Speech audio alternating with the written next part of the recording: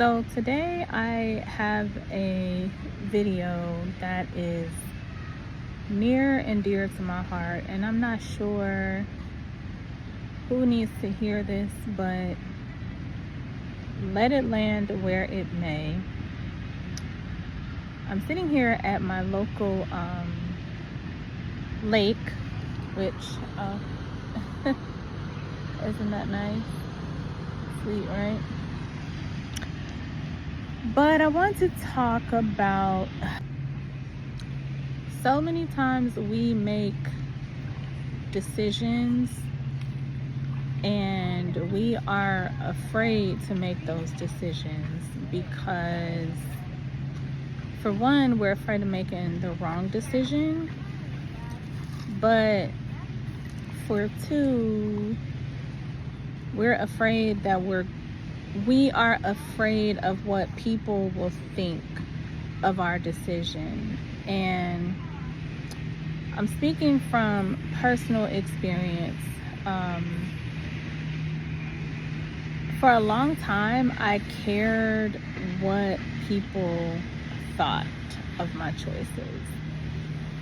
And specifically, I'm referring to my decision to get a divorce and, as well as other decisions that I have made.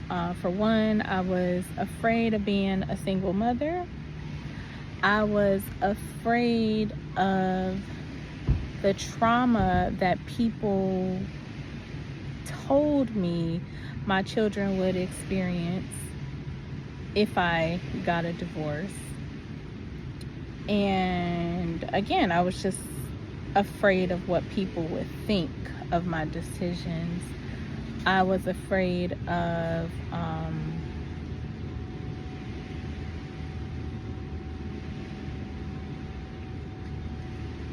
the consequences of that decision. And so I say all that to say,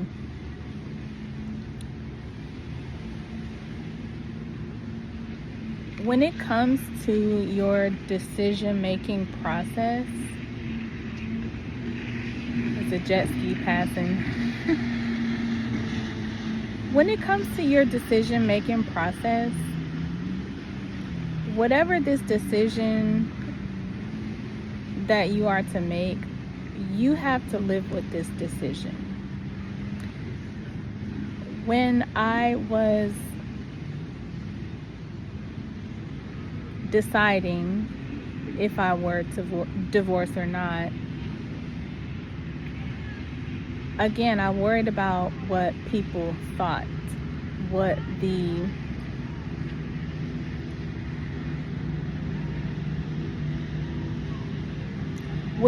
authorities in my life would think. And when I say authorities, these were people that I admired, but I externalized my authority. And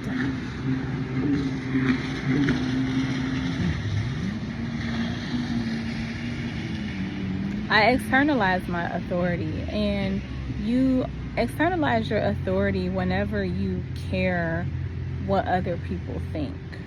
Nobody knew the life I was living behind closed doors. Nobody knew what my children were experiencing, what I was experiencing. And people only seen the external. People didn't know how I felt on the inside. And as much as I cared what other people thought of my decision, nobody had to live with that decision except for me. And so I say to you, nobody knows what you are experiencing behind closed doors. Nobody knows what you're going through. Nobody knows, the depths of the pain that you may be going through. And so when that experience becomes more than you caring about what other people think, that's when that's when you're making the right choice. The pain of what I was going through and experiencing, what my children were seeing,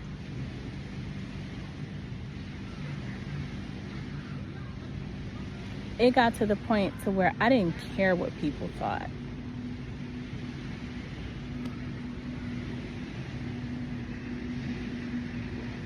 And sometimes when you're the type of person that cares what people think, like, it has to get really bad for you to make a decision that is in the best interest of your well-being, as well as the well-being of, other people you may be caring for, caretaking for, your children. But you have to you have to not care what people think of your decisions. And when you let go of other people's opinions, because first of all, people can only see things from their experience, from their own perception, right? So when people were telling me of all the turmoil that my children would experience when I decided to divorce, that was them projecting their own interpretation or their own experience. First of all, these people who told me that, they weren't even divorced. They had never even been divorced before. So how could you tell me what happened if you've never experienced it? Also, just because somebody else may have experienced that may not be true for you. And so, other people, when we outsource our power to the opinions of other people on our choices, we lose our own internal power. We lose our own internal compass.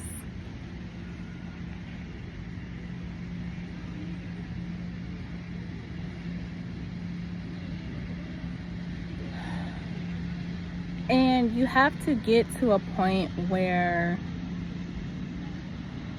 you're okay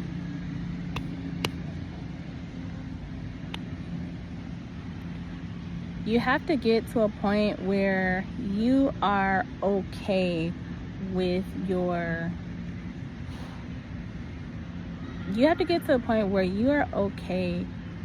choices and decisions. You're okay and at peace with your decisions, because the only person who has to deal with the effects of that decision is you.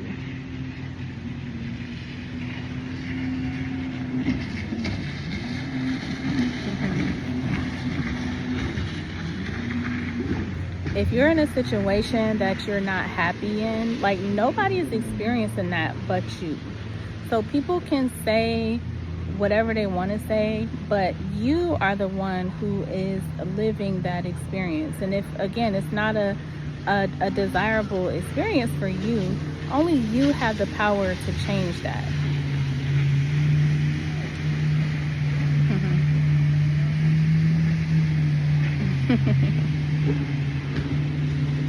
And for so long, I allowed what the church would think,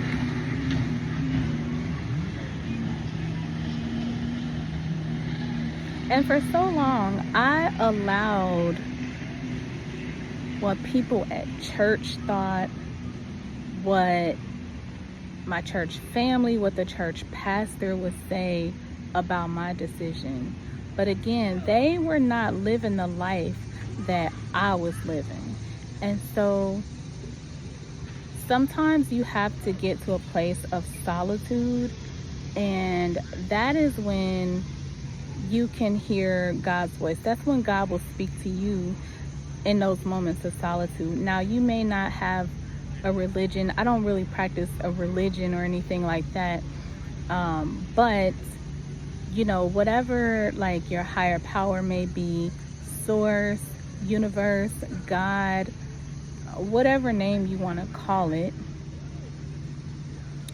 You have to get everybody else out of your ear so that you can hear your own voice, so that you can so that you can receive so that you can receive the downloads from source, spirit.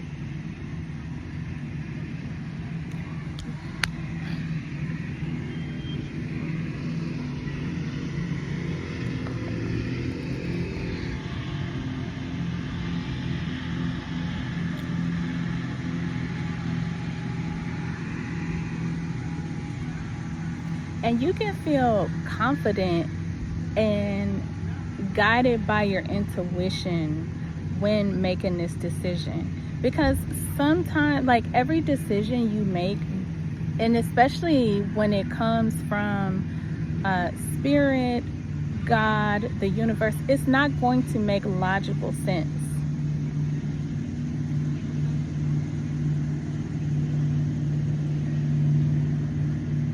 I mean, I have 5 children and I left the marriage.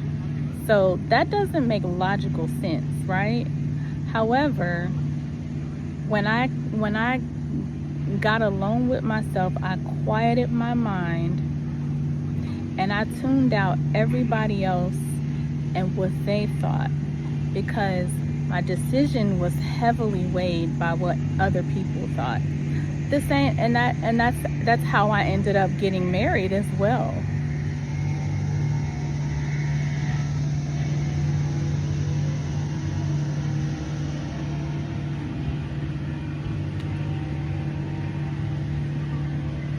And that also heavily influenced my decision to get married, because I cared what people thought. I had a child when I was in college and I wasn't married. And so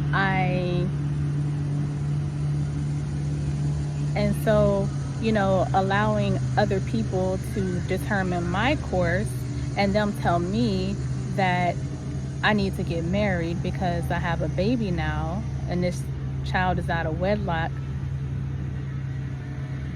that wasn't really me making that decision. That was the heavily influenced by other people. And so you have to get yourself in a place of solitude where you can hear your own internal voice. You have to tune out the world. You have to turn down the volume of the world if you want your internal volume to be increased.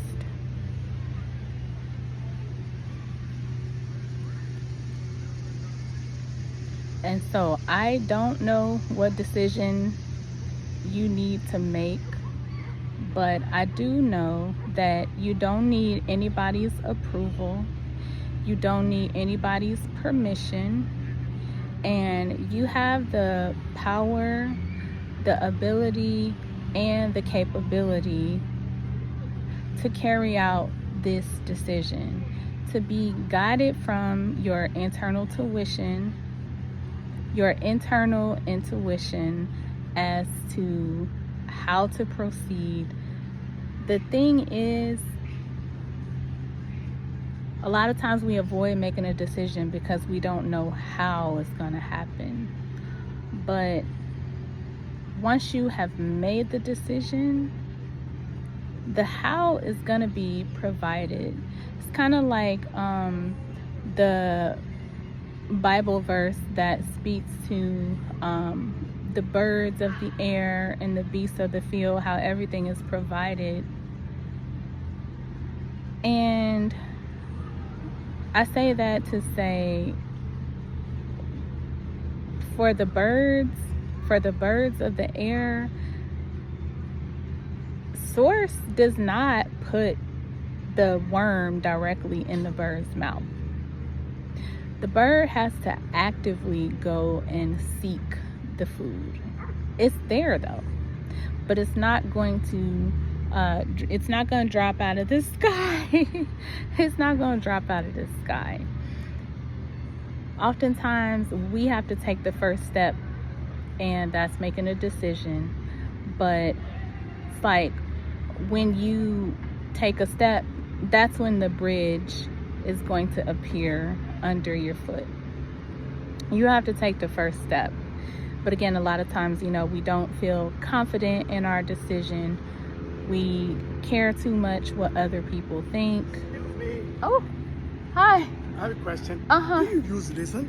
No. Can I use two big barbecue here? Yes. You can stay here. You got some food for me too? Yeah. Meat, beer, and everything. Oh. You can stay here. Okay. You can stay Yes, here. yes. I invitation you here. Okay. You like beer? No, not really, no. Steak? Yeah. Thank you.